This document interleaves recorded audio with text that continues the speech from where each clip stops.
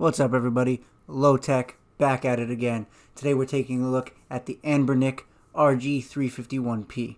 This unit is a Linux-based retro gaming handheld. Today we're going to be taking a look at the specs of this device. We're going to be taking a look at the build quality. We're going to be looking at my initial thoughts and impressions on the device, its ease of use, and we're going to be finally looking at some actual emulation gameplay. If you enjoy this video, don't forget to hit that like button. And if you're new to the channel, I welcome you, and I encourage you to subscribe so you don't miss out on any of this retro handheld emulation goodness. First, let's take a look at the specs of this device. It has a 3.5-inch IPS 480 by 320 screen. It has a RK3326 CPU quad-core at 1.5 GHz. The GPU is the Mali G31MP2. It has 1 GB of DDR3 RAM. It comes with a 64 GB micro SD card. It supports up to 256 GB. Has dual speaker stereo speakers. Has a 3500 milliamp hour battery. There is no internal Wi-Fi function, although they do include a USB Wi-Fi dongle. It has USB-C charging. It has 2 OTG ports. It has one 3.5mm headphone jack. And it has dual analog with L3 and R3 support. This device feels like a quality device. It doesn't have that cheap, hollow feel to it. It has a heft to it. It feels good. The plastic feels good. Even though it is a plastic device, it just has an overall good feeling. At the bottom of the device, you'll see the SD card slot and also your reset button. On the right side, you'll have your volume slider. On the left side, you have your power button. On the top side, you'll have your 2 OTG ports, one of which is your USB-C charging port, and you also have your headphone jack. You also have your L1, L2, R1, and R2 buttons. And I know I've already stated it, but this device really has a good feel to it. I am very impressed with how this device feels in the hand. As you see on the back side, you have 2 rubber feet, and this keeps it slightly raised up. So when you set it on the table, you're not scratching the back of your device. Moving on to the buttons and the analog sticks. The analog sticks have just that right amount of resistance to them. They're not overly loose. The buttons have just the right amount of push and feel to them. The squishiness, so to speak, is where it needs to be. D-pad also feels good, so I'm very satisfied with the buttons and the analog sticks. My initial impressions taking this out of the box are very good. It's a very easy to use device. There's not a lot to get going. The games come preloaded. Everything is set up and ready to go. Only thing you'll physically have to do is apply the screen protector that is included to the device. As you can see, the boot up time is not long. You immediately get to the front end that has some cover art for each of the consoles you have. You can scroll through them, and once you find a system that you want to play, you can select it, and it will present you with a list of games that you currently have on your SD card for that console. And for those of you that may be weary, that it may be a process, it really isn't. That you literally can pull this out of the box, turn the power on, get this menu, select a console, select a game, and it will just run. As simple and easy as that. Does this mean that everything is going to run perfectly out of the box? And the answer is no. Anything under Nintendo 64 will run perfectly, for the most part. Obviously, there's exceptions. I can't test every single game on every single console, but for the most part, you'll have no problem. You get to N64, you get to Dreamcast, you get to PlayStation 1, PSP. You will start running into some games that lag, some games that may have graphical issues. That just means you'll have to tap into the advanced settings that all of these emulators have. That will enable you to skip frames, that will enable you to tweak all kinds of various settings so that you can get better performance out of the games that do lag. And if not, there are multiple other operating systems now that you can load on these devices that will give you better performance. So you're not limited to how this comes out of the box and what performance you get. So keep that in mind as we head to the next segment of this video and we actually take a look at emulation in action. Let's quickly go over what consoles can be emulated on this handheld. This console can emulate NES, SNES, Nintendo 64, Game Boy, Game Boy Color, Game Boy Advance, Nintendo DS, Sega Genesis, Dreamcast, PlayStation, PlayStation Portable, MAME Arcade, Neo Geo, Neo Geo Pocket Color, and TurboGrafx. This list is not comprehensive, and it really depends what OS you have running, so you'll be able to run all of these listed consoles with varying levels of success, but you will be able to run them. Now let's take a look at some actual gameplay on this device.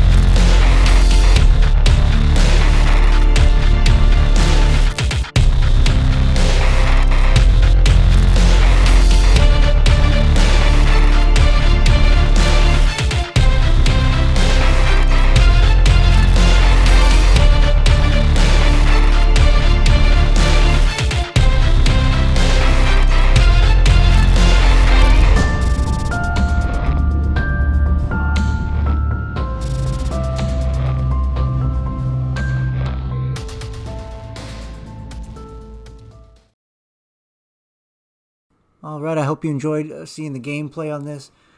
This is a really good console, especially with the $100 price tag. It's really worth the buy to be able to emulate everything that you've seen here, everything we've discussed. Yes, you will run into issues with PSP and Dreamcast and some N64 games, but if you tweak the settings, if you start playing around with changing the OSs, your performance will get better.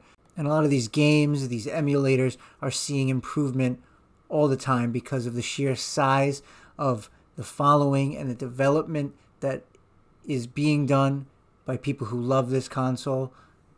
It's a good investment for something that will continue to improve as time goes on and emulators become more optimized for this device. Alright, well, I'm going to call this video a wrap. Stay tuned for future videos with this device. I'm going to be changing the operating systems, seeing where I can get better performance, posting those findings here on YouTube. Also, stay tuned for a future video with the Pocket Go S30. Also, stay tuned for a future video on the Powkiddy Q90 that is due to arrive to me at some point in the near future. So stay tuned for that, and have a good day.